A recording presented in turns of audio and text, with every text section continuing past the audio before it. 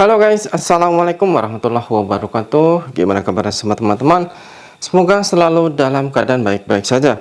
Oke, kali ini ada sebuah kisah yang mana kejadian ini saya yakin banyak sekali yang pernah mengalami hal seperti ini. Yang mana di sini singkat cerita seperti ini. Jadi ini curhatan seorang suami yang mana istrinya bekerja di luar negeri. Kata suami seperti ini. Katanya kerja ke luar negeri demi anak dan bantu suami. Kenapa setiap bulan cuma kirim 5 juta dan sisanya kemana? Padahal yang didengar gajinya itu 1 bulan 10 juta. Nah, jadi dari kisah ini dan dari curhatan seorang Mbak TKW ini, saya yakin di sini banyak juga teman-teman yang pernah atau mungkin sekarang mengalami. Mungkin kan sekarang sudah banyak sekali berita-berita tentang TKI, TKW di mana saja. Dan mereka pasti tahu gajinya berapa ya, per bulan berapa. Dan di sini mungkin ketika saja si Mbak TKW ini kirim ke suaminya ya, ditransfer, yang mendengarkan gajinya kan seorang Mbak TKW itu minimal 10 hingga 11 juta.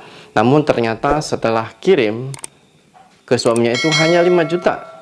Dan si suami ini sontak langsung menanyakan lah, katanya kamu gajinya itu 10 juta, kenapa kok kirimnya hanya 5 juta? Terus yang 5 jutanya itu kemana? Itu.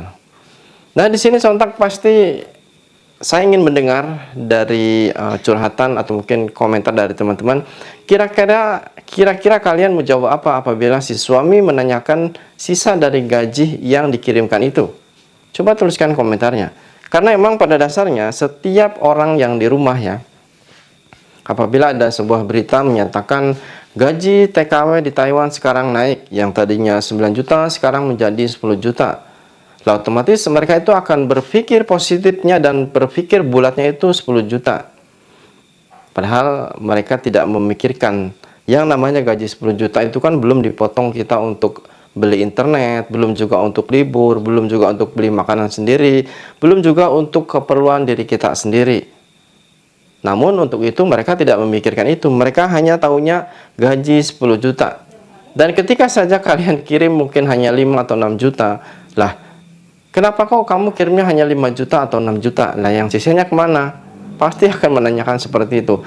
Nah, seumpama kalian ditanyakan seperti itu, kira-kira apa komentar kalian? Coba tuliskan di bawah ya. Karena setidaknya ini bisa juga menjadi pembelajaran untuk para keluarga atau para suami yang mempunyai istri ya, bekerja ke luar negeri. Coba tuliskan komentar kalian. Shalom Saputra, Suara TKI.